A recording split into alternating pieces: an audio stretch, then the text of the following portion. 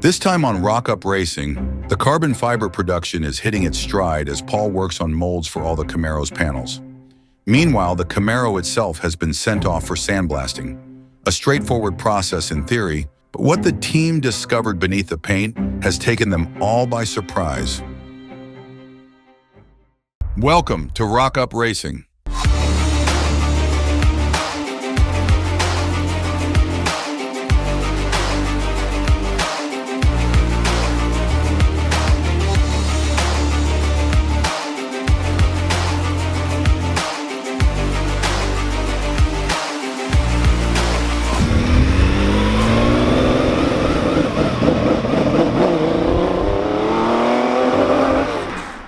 What is up, guys? We're back and we have a very exciting day planned because...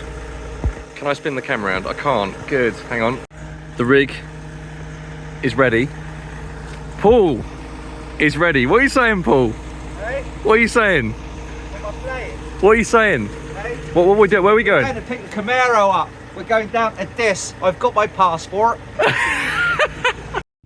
So, Paul, what are we looking for when we get there? What are you going to be looking for? I'm looking for a lovely Camaro that the interior's all primed, the chassis is primed underneath. Yeah? There's no rust. No rust. All the rust is gone. Yeah. Nasty rust on the cage, that'll be gone. Absolutely. All primed, you say? Yeah, absolutely. So it's going to be like a blank canvas. Instead of looking at the rust, Yep. blank canvas. And we'll look at the possibilities we got there. They're endless. The endless possibilities, unless it has looking been forward to it. sandblasted to hell. Yeah. And it's now... And they just hand us it. This is all that's left. Yes, it's No, about the hopefully that size won't of a happen. mini. Yeah, hopefully not. But yeah, let's go on the road and we'll Okay. we'll After this, after this. Yeah. long way away. The Camaro has been sent over to Blast Power in Dis, where they'll use a tried and true sandblasting method to strip away rust, paint, and other contaminants, an essential step before the rebuild can begin. However, with a car as old as the Camaro, it's not uncommon to uncover old repairs and occasionally some alarming surprises lurking beneath the paint. Well, here it is. They done a really good job on the blasting. We didn't actually realise there was a forklift under this Camaro badge, but it does. Not really, look.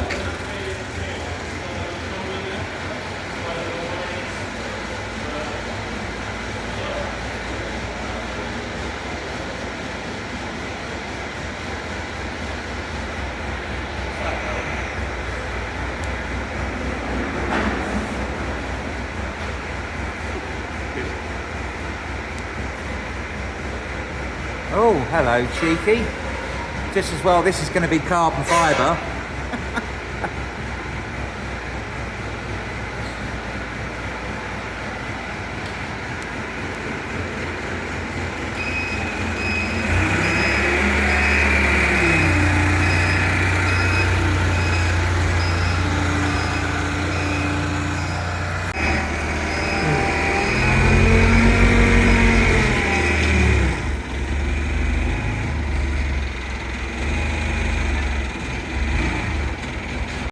She's looking lovely.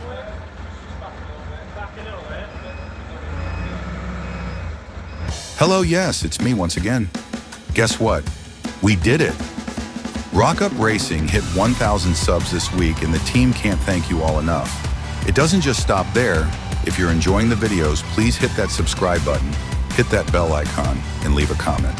Here's to the next 1,000. Now let's get back to that Camaro.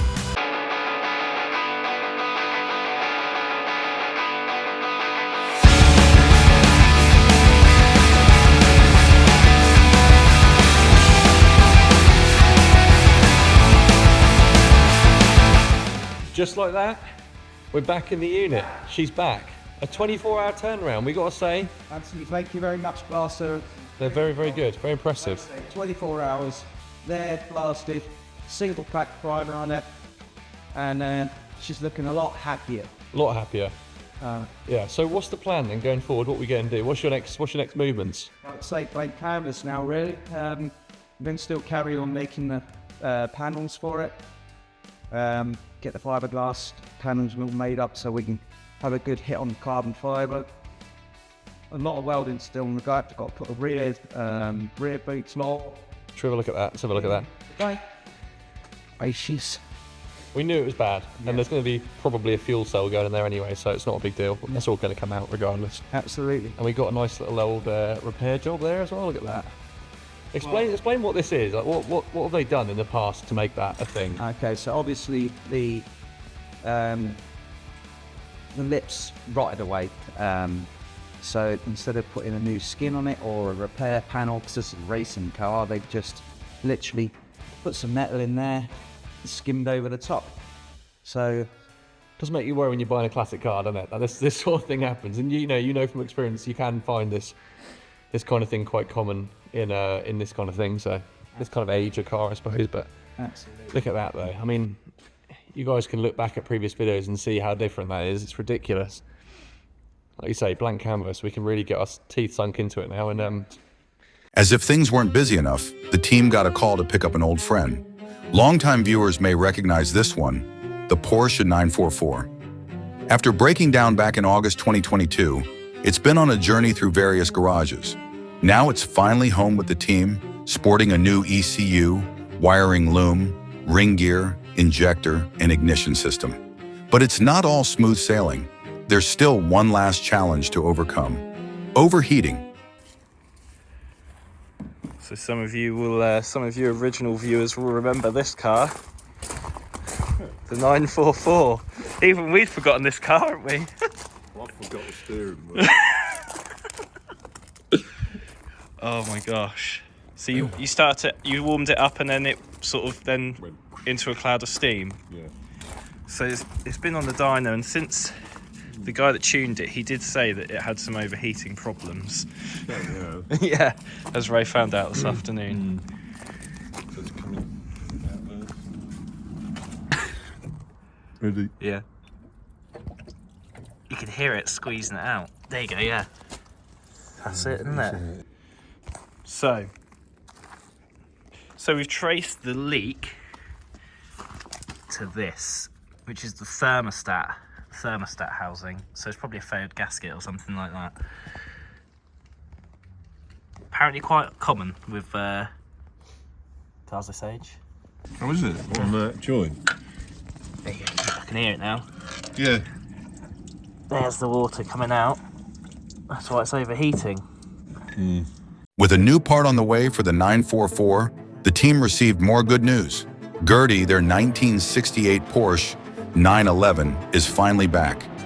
After the gearbox self-destructed at Silverstone earlier this season, Gurty now returns with a fresh gearbox and is ready to get back in the action.